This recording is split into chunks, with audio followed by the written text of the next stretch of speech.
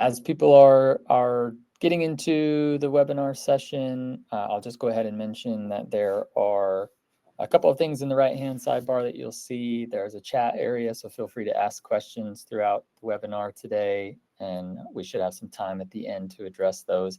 There's also a section in the right for polls, so as we progress through the webinar, we'll have a couple of questions for you today, and you'll have the opportunity to answer those in that area.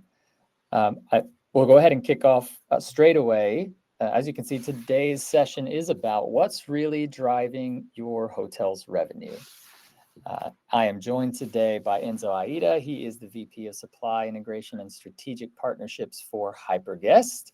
Enzo, thank you so much for joining us. Thank you for inviting me. Hi, guys, from Barcelona, from a sunny Barcelona, hot Barcelona day. I'm speaking today from my podcast studio, and it looks like this time I'm a guest and not the presenter. That's fine. Nice to be on the other side. Yeah, that's. I mean, I like it. It's always me organizing and inviting speaker. This time is my turn, and thanks again, Nathan, for hosting this nice webinar. It's a good occasion to share some, insights as the summer is coming. So I hope all those hotels and host and property owners following this webinar today, they will catch some interesting insight from us. I'm sure they will. I appreciate you joining once again. For those of you who don't know me, I'm Nathan Smith. I'm the VP of Sales for the Americas for Minute. I'm actually joining you today from our headquarters in Malmo, Sweden. We had our annual all-company retreat this week, and so I am still here, joining you from a bit of a different location than normal. Today, we are going to go through quite a few things. We'll talk a decent bit about Hyperguest. We'll talk about Minute. But really, we're going to frame the conversation around these topics. We'll talk about how to attract the right guests, protect revenue throughout your stays. We'll discuss some of the common challenges that hold back revenue. We'll also discuss the hidden costs of missed insights and what top performing hotel monitoring looks like, what people are monitoring closely, or maybe what they choose not to monitor that ends up costing them some revenue. And then we'll talk about a few success stories from leading partners. Most of what we talk about today is going to be around moving from a reactive approach to a proactive approach. So really everything will be framed around that last point of how to shift from reacting to anticipating. So to begin, we're actually going to talk more about Hyperguest. So Enzo, I'm going to turn it over to you to tell us a little bit more. Yeah, so just a quick introduction. Hyperguest is a B2B marketplace. We are into the distribution part of the revenue management. We have created this disruptive approach into the, I would say, bed banks world, where distribution in the B2B is very complex. Actually, I'm in this industry since 25 years and still need to learn more about the distribution. Again, B2B, it's a sometimes can be a nightmare for an host and an hotelier. And so we have created this platform that is connecting directly all the B2B players directly with hotels.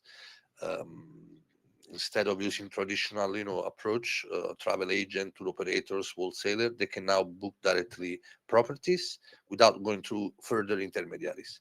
So the objective of Hyperguest is to help the host and hoteliers, in one hand, reduce cost of distribution, and in the other hand, providing all those demand partners more margin and play in a full transparency way. So, having said that, in the slide I'm going to share now with you, I want to give you some explanation about the best way today to price your property, to price your hotel room. And this is a common mistake we see in the industry. Sometimes to make the life easier, we apply one price for everyone, where the trends now is completely changing the industry. Everything is moving from one price fit them all to one price per person, so attributes based selling. So the objective, of course, now with the intelligence, artificial intelligence, this is becoming a reality, of course. But before stepping to the price point, it is important for an host, for an hotelier that distribute inventory and price across different channels, to understand that customers are coming from different channel for different needs, for different time frame, from different stay, and each of those are bringing different value. So at some point, especially if you are in the industry since few years, you need to be able to segment and cluster those business. You cannot think to still distributing the same price for everyone. So it is important now to understand how do we maximize business, and how in particular segmentation can help maximize my opportunity. So basically segmentation, the two prime objective of segmentation is to maximize revenue opportunity, and at the same time reducing the customer acquisition cost, because sometimes increasing business can be very challenging, but sometimes profit is coming thanks for being able to optimize your cost of distribution. So those are the two primary objectives. Now I'll give you some example. Okay, so you have different way you get business bookings and so on. Your travel are coming from local, from international travel, from intercontinental travel. They're coming for leisure, for business, and actually this is meshing up. Now we know that there is a new customer profile we define leisure, which is a mix of business and leisure. I'm a kind of example of a leisure traveler. I do travel a lot for business, and of course, if I come to Sweden for a business meeting Thursday, I take the advantage of staying the place until Sunday. So Of I move course. from business to leisure, and this is the very interesting way of capturing new profile of customer for your property. So you need to understand that you need to start to divide your group of customers. In this example, for example, I define this as a reason of travel. So, are you coming for leisure? Are you coming part of a groups, or are you a business corporate, or you are a repeating customer? So, of course, each of those first, for example, it's obvious that you need to have a dedicated price, a dedicated strategy, a dedicated revenue approach, and marketing approach. So, different segments book and behave differently. Corporate, repeat, and group guests bring long-term value. So you can read it on the slide. Some expect more consistency and leave it's not delivered. And the more valuable the guest, the more important is to protect their stay. Okay, so Hmm. this is an example. Again, there are many, but this is an initial way. Even if you have only this basic segmentation, you're already making an optimal strategy. Next slide. So in this one, this is, I don't know if I step to one extra, possibly. No, this one. Yeah. This is a chart that maybe you can get after this session. After I don't know if you are making some follow up, Nathan, sending the slide. This is a more practical example. Okay, so you can have a segmentation based on channel. So you have direct booking, you have OTA, you have the GDS, then you have the B2B world. Or you can have a guest reason of travel, as we seen before, transient groups, repeating customer, corporate, or by guest profile. You can have couple, you have friends, fun. They're coming for, there is an event, a particular weekend in Amsterdam or London. You have a family, of course, so you have different type of approach, and nationality. This is another aspect very important. What I always suggest, keep open your if you understand that you have your business coming primarily, I don't know, from France, Italy, Spain, Germany, you have to look at the calendar of those markets. They have different nationality, holiday nationality, national holiday, different bank holiday, so they may have behave and travel in a different moment. For example, now in Spain is San Juan is coming, and there is a big bank holiday starting from tomorrow until Tuesday, and people are traveling. They take advantage of this to travel. Okay, so maybe this is not a nice season in your hotel destination, but definitely if you work with Spanish, you should expect coming business from Spain. So it is important that you understand also, based on the nationality of your customer, the holiday calendar of their country. Then you have, I don't know, booking partner. This is more very price sensitive approach. So You may have a certain occupancy during the week, high low occupancy season, or you may have a specific type of events during the year. And actually, you have repeating events and variable events. Repeating events are the typical like Christmas, New Year's Eve, and so on. Variable are Easter, for example. Easter is coming during the year. Every year is a different time frame. Or for example, there is a particular event, unique event, like I don't know, the final of Champion League, or there is a massive concert from a big band, and this is becoming for your city high occupancy during a low season. So in general, we talk about high low season. Even me, just to give you a practical example, but the correct definition should be high and low occupancy. You may have a low season where you have a high occupancy because there is a peak event, and the other way around. You may have a high season, a moment that you have a low occupancy because maybe it's Tuesday is not the favorite day of vacation. So it is important that you understand the pace of the bookings, the moment the booking is coming, and from the moment of the booking to the check-in date, and understand on your historical data how the occupancy is moving across those let's say metrics. In this way, you can better match the price, and then according to the type of customer you are having that period of time, if you work more with groups or more with transient, then according to the to the booking partner and the customer profile, you are able to match the right price. And then one of the biggest challenge, which is growing more and more in the last few years, is talking always how to increase direct booking. So it's always important to understand how to divide your business when it comes from intermediaries, which is a mix of OTA, GDS, B2B, and so on, and direct on your brand.com. Okay, so this is an important element to take in consideration. Now, putting the focus in particular to direct versus indirect, don't think always is a paradise. You know, it's actually I been analyzing hotels, believing that they were doing great job in increasing booking directly, but then you have to take in consideration a lot of costs, which are the way you track costs for direct bookings completely different, more complex than the way you track cost of distribution across an intermediary. You're selling a booking on Expedia, you know that's the commission, and then you can associate further costs because there are technological tools that you need to use to manage Expedia. You need to put a person, resources, and so on. But when it comes on the booking, direct booking, you have to take in consideration a lot of elements. For example, your tech stack, booking engine, CRM, the integration you have to put in place. Then the marketing. Are you doing pay per click? Are you advertising through meta search? Are you doing SEO, creatives? Are you making video, photo, nice, updated every year? So then you have to put, of course, the team that gives time and resource to manage everything. So when you put all of those elements together, believe me, in many cases I've seen hotels doing many bookings but a higher cost than intermediaries.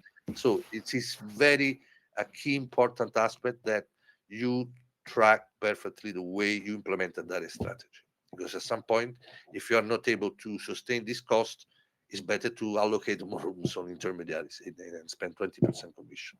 Okay, so that's the type of basic elements I always suggest everyone to take in consideration when it comes to segmentation. Just to recap, so the objective of making a proper segmentation is to reduce cost of distribution, maximize profit, build and grow your loyalty, especially if you are a big property, you have more property in different destination. It's fundamental that you nurture your database of repeating customer, and trying to incentivize them to come back again and again, not on the same property again if you have more property located in different places, because acquiring a new customer is very high cost.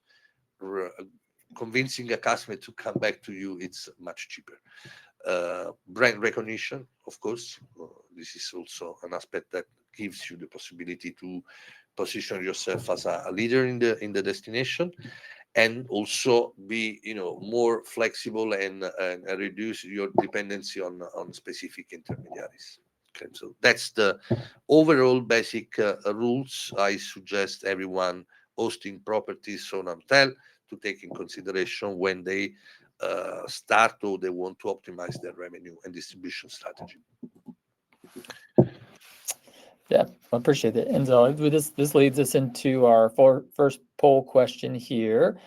For those of you that are tuning in, you should see some options on the right-hand side of the screen for the question, where do you see the biggest opportunity to improve your own revenue strategy?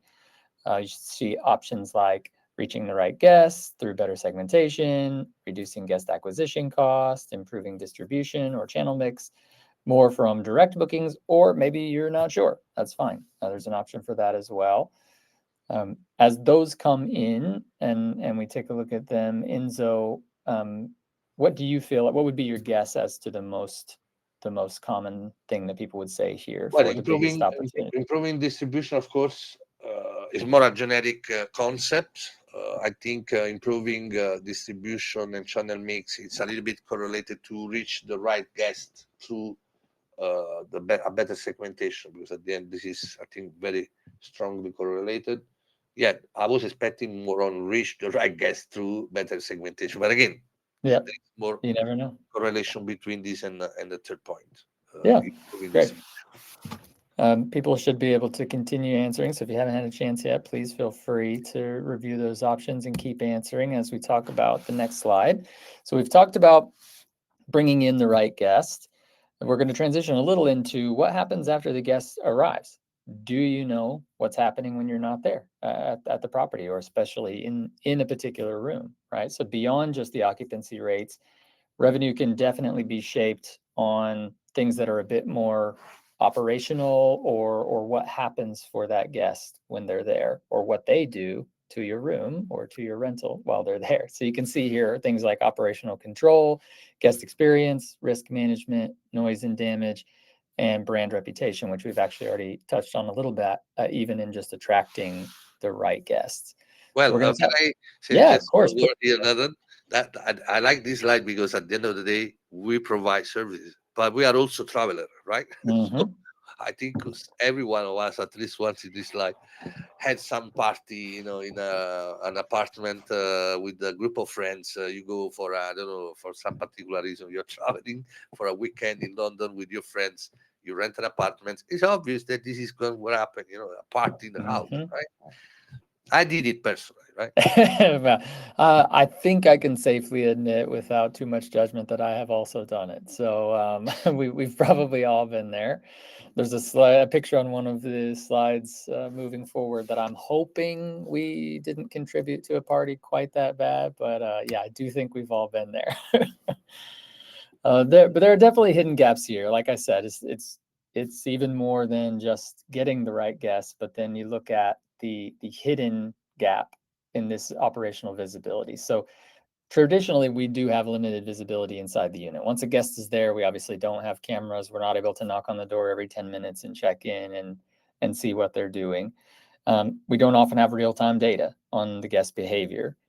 Similarly, after the guest has left, we may not have the capacity to check in and see every single little thing that the cleaners have done. And so maybe something they've missed has gone undetected, or maintenance delays going unnoticed.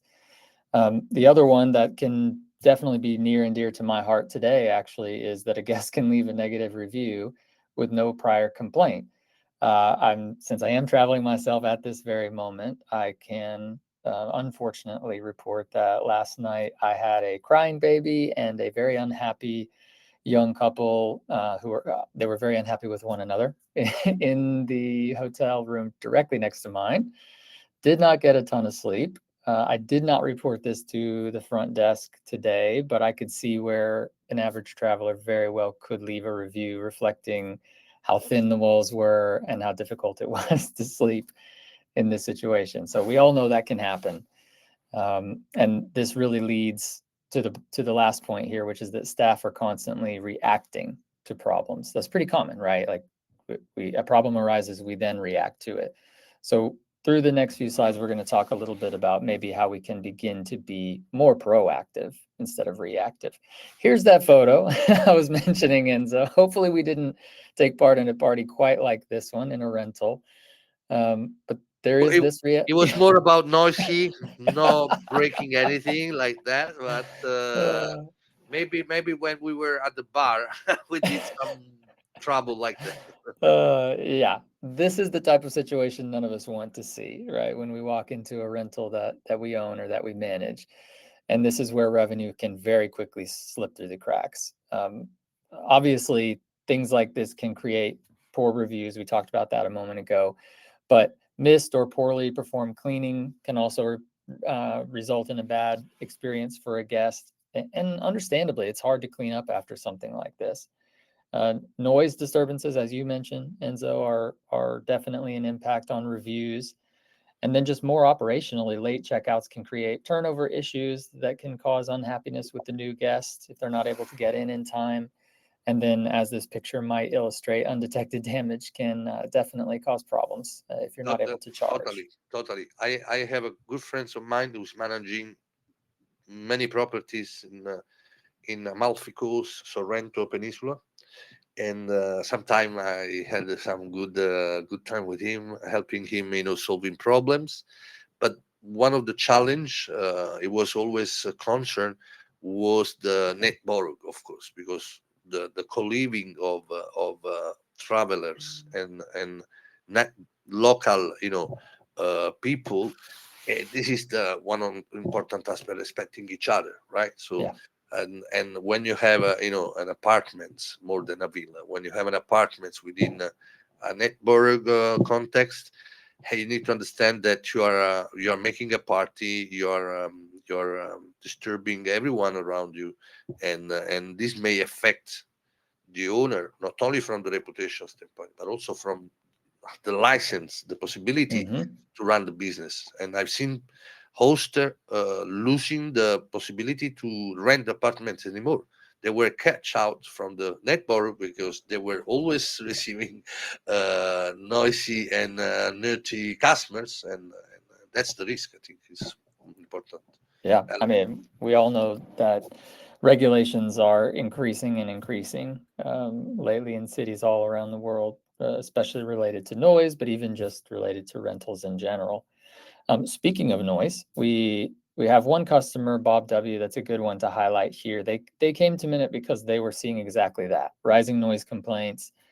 And of course, like most of us, if they don't have something in place, then they have limited oversight into those noise complaints. They only know reactively when they may have happened, and maybe not even every time.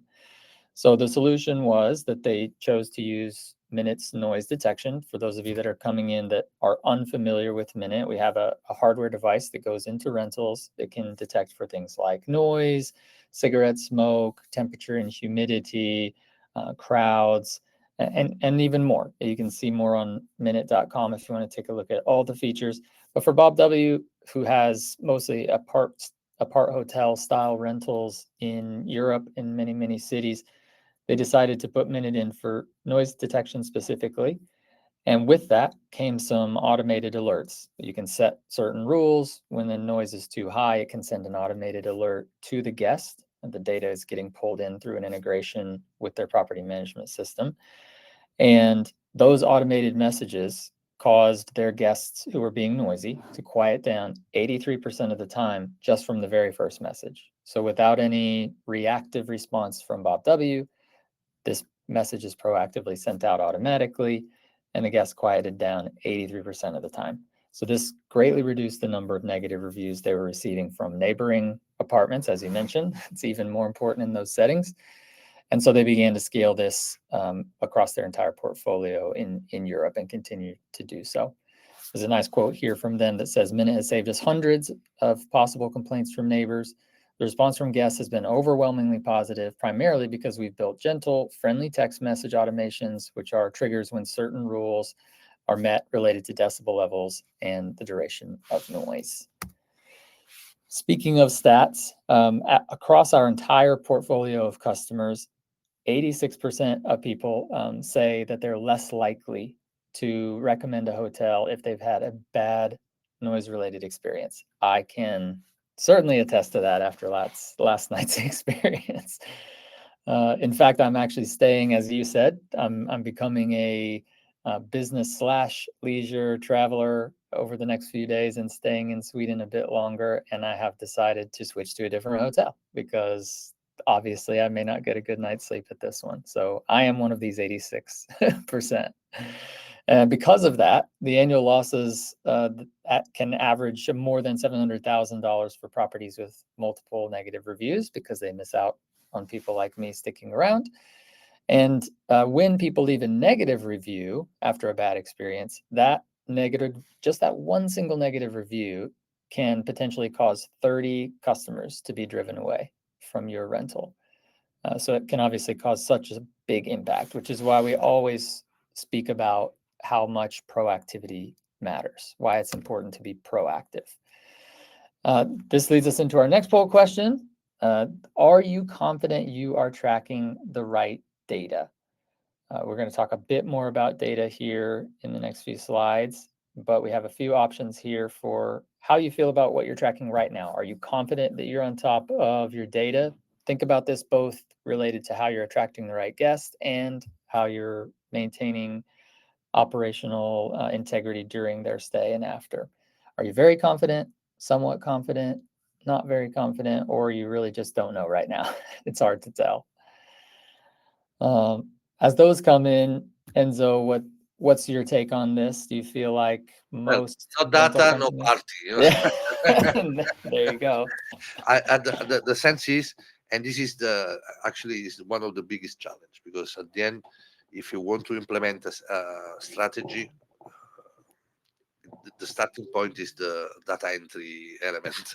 So if you don't have enough information, or you allocate information in the wrong way, the output is going to be worst, right? Of So course. as soon as you enrich data and you allocate the data in the right part of the CRM or PMS, whatever tool you're using, consequently you will get an optimum output. That's the basic. You can do whatever Absolutely. you want, but if you have wrong data, you go nowhere. Yep. Absolutely, I agree. Speaking of data, got a couple more points here. This one specific to uncollected fines and how they result in lost revenue. These are some stats that are pretty near and dear to us. We're speaking constantly with rental managers about things like the incidents that they face related to either noise or cigarette smoke or other issues. And so the stats here are pretty important, but they also can be a little bit alarming. So $1,100 is the average cost of an incident that spreads across both cigarette smoke, but then also parties, and includes things like the deep cleaning that has to happen for cigarette smoke. For instance, maybe you have to put an ionization machine in a unit, or for a party, obviously, we know there's a lot of deep cleaning needed. But then also the booking loss that you have if you end up having to push another reservation because they're not able to check in time, or maybe you have to book them in somewhere else because the property's not ready. Uh, Similarly, there's an average here of about $200 for smoking fines. That's the average fine per incident. However, in the case of smoking and sometimes in property damage, 32% of fines are not collected due to lack of evidence. Or maybe they are collected, but then a chargeback is filed by a customer, and because of the lack of evidence, you're not able to win that chargeback. That is a huge loss of revenue right there, or it eats into the potential revenue that you would have made on a booking. So that's something that we aspire to always help our customers with, is to give them the data necessary to back up fines when they have to happen. It's unfortunate, but it is a fact of hospitality. You will need to charge fines from time to time, and without the data, that can be difficult. A few leading indicators of better control. So some of you mentioned you're very confident with the data you're tracking, which is wonderful. Some said somewhat, maybe you're unsure. Here are a few indicators to think through that will help you decide if you're tracking the right stuff. Do you know about your guest behavior trends? When they're smoking, when there's noise, what the occupancy level is like? Do you know which one of your rental units is performing best? That's pretty key. I think if it's something you don't know, then there's probably point to be made that you've got some work to do on the data that you're tracking. Do you have review to incident correlation numbers? Can you tell why certain properties are getting better reviews and why certain properties are getting worse reviews, aside from just what's listed in the review itself? And then cleaning completion. Do you have an idea or a handle on the data around the cleaning that's happening after your guests leave? This illustration here, I think, is a really good one. Actually, we can take a look at the same night here, but two very different stories. You can see in the top one, 11 p.m., a party starts. Nothing really happens in terms of trying to stop that party. It continues until after 2 a.m., but at 2 a.m., one of the guests begins to smoke indoors. They've had plenty to drink. They're feeling comfortable. The party's gotten bigger and bigger. They see no reason not to smoke inside. The next day, you receive a complaint from the neighbor or a complaint from a guest in another property, like if it's an adjacent apartment. And then the cleaner has to do some extra work there, which results in the cleaning taking longer. You're losing money. Maybe the next guest even has to be delayed checking in, and your reviews drop. That's without insight. Now, when you use something like Minute, the same sort of scenario can look like this. 11 p.m., noise begins, a party starts, but this time, after the noise reaches the level for the rules that you've set in place, the guest gets an automatic alert 10 minutes later that tells them they need to quiet down. They recognize they're not going to get away with the party, so they move it somewhere else. There Noise might be stops. some step in the middle missing here. If the police, between 2 That's before true. 2 a.m. or maybe, That's true. Hopefully, in the top one especially, there may be one missing because the neighbor might be calling the police before before they're even complaining to you the next day. But with the better timeline, even if someone returns to the property or even if they're not partying, they stayed at the property and someone decides to smoke at 2 a.m., not only could you be alerted and a fine be triggered, but then you also know ahead of time that your cleaner may need to use an ionization machine or some sort of deeper cleaning because there's been smoking that has been registered at the property. So maybe they arrive a little bit early to make sure they have time to complete the cleaning. Result, no damage, no bad review, and your issues are resolved. You're able to charge a fine if the smoking happened, and you have the data to back that up if someone tries to refute it. So this is really what we're trying to help hosts do, is to monitor in a proactive way so that they can do things on the right timeline, because timing is everything.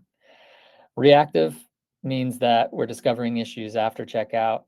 We're getting bad reviews. We're not able to charge fines accurately or successfully, and we don't know which risks we have, which units are higher risk. But proactively, if we're installing something like Minute, you're able to detect the noise or smoke in real time. You're able to message guests automatically. You're not having to wake up at 2 a.m. to message someone. It's happening for you automatically. It protects the experience for everyone, not even just the neighbor, but the entire neighborhood. Maybe if that party spills out into the outdoor area and is waking up other neighbors. And it just helps you flag those risky units immediately. The other key thing, the final thing I'll mention about Minute is that it provides you this real-time visibility, but without intrusion. So I know we talk a lot about monitoring today, but our product is privacy first. So we're not recording any sort of sound data. It's just tracking the decibel level. So Minute is able to give you the insight that you need without compromising on privacy. So there are no cameras, no data recording, no audio being sent back and forth to servers, nothing like that. We just get real-time noise alerts, motion alerts, cigarette smoke alerts for when things are happening inside the unit, help to prevent those parties and stay compliant. As Enzo mentioned, you can lose your license in some of these cases. So this can help you keep that from happening. And it still respects the guest's privacy. As I said, no cameras. For instance, you can see the device here, usually installed somewhere like a ceiling or high up on a wall. The circle you see is the motion detector. So yeah, we do our best to give everyone the right experience, including the guest.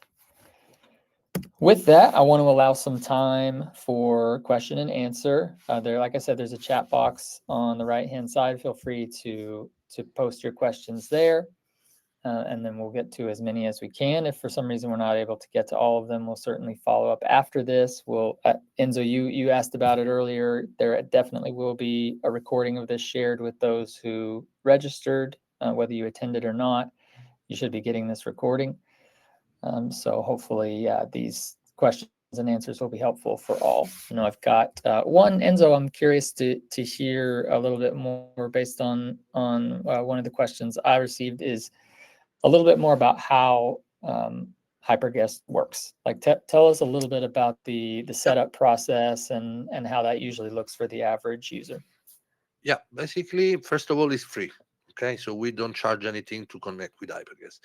Commercially and technically speaking, it's a little bit like activating a regular OTA channel on the channel manager. So we need to understand if first we have the integration with your channel manager. If yes, then you can request the connectivity to your channel manager.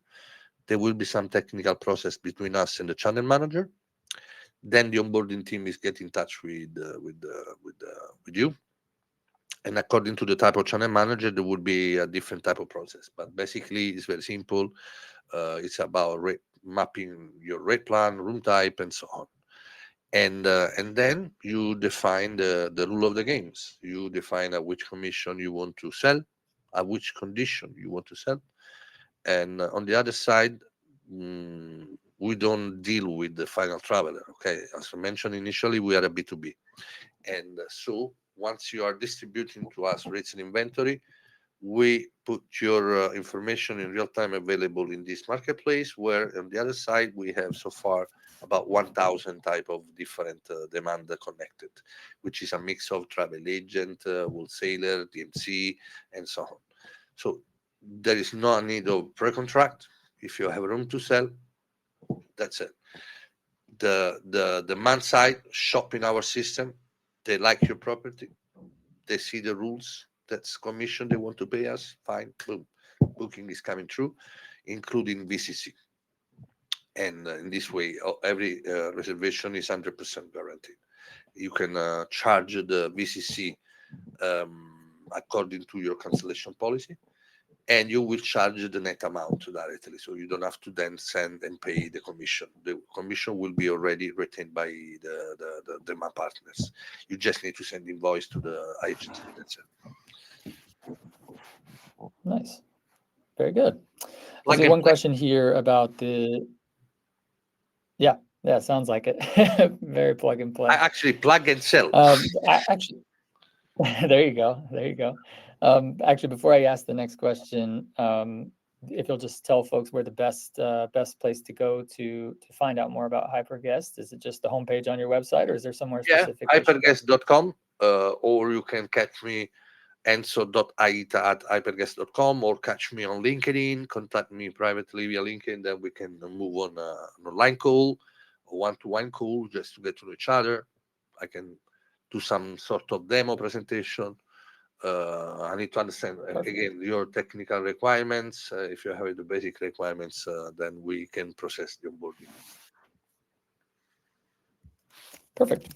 The next question I see is related to battery. The photo I showed didn't show any cable, so someone asked about whether it's battery or plugged in. So for Minute, there are actually both options. So you can hardwire these using power over Ethernet cables or actual hardwired cables, but most of our devices, including the one that you would have seen in the photo, are just using a rechargeable battery. It's built in. There's a USB-C connection that you would use to charge that battery. The battery life there is typically around a year, depending on the number of features that you turn on. Could be a little more, could be a little less. So expect to charge it once or twice a year on average. And that makes it pretty easy to install just about anywhere. So you're not restricted to installing it just near an outlet. If you prefer to just use the battery, you can certainly do so. And the mounting bracket is a metallic plate that's peel and stick. So really, it truly takes just a few minutes to install Minute. Let's see. There's another question about integrations. Enzo, I'm not sure if it's for you or me, so we can both address it. I know you mentioned integrations with OTAs or channel managers. for us here at Minute, you can visit our website, minute.com, and there's actually a section on our website under the resources area where you can see exactly who we integrate with. It's just product and then additional. You can see a list of all integrations, but we integrate both with property management systems as well as directly with Airbnb. And then we have our own API as well if you have something in-house built that you'd like to connect directly with. How about you, Enzo? More or less is the same. If I can share the screen 1 second, you start sharing. Okay. So basically, this is the website, hyperguest.com. Then you have a section here, integration, and then you search. You do by search or by filter. You check which are the channel manager you are currently using.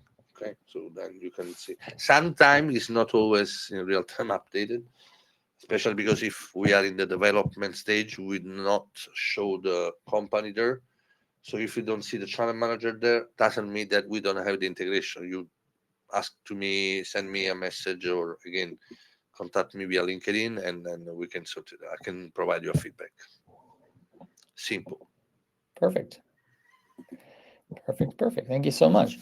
Everything else I see is a bit more specific, so I think probably better that we take it offline, and I can reach out to the folks that are asking about Minute specific to their use case. So I think this is the right time for us, Enzo, to say thank you to you for joining us.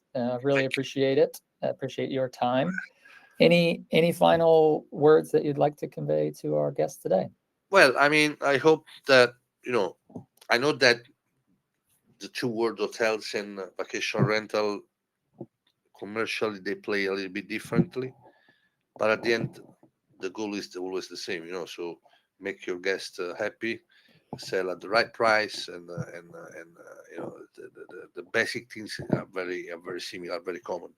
So I wish everyone a great season ahead. And again, if you want to reach out, LinkedIn is the best place to contact me personally.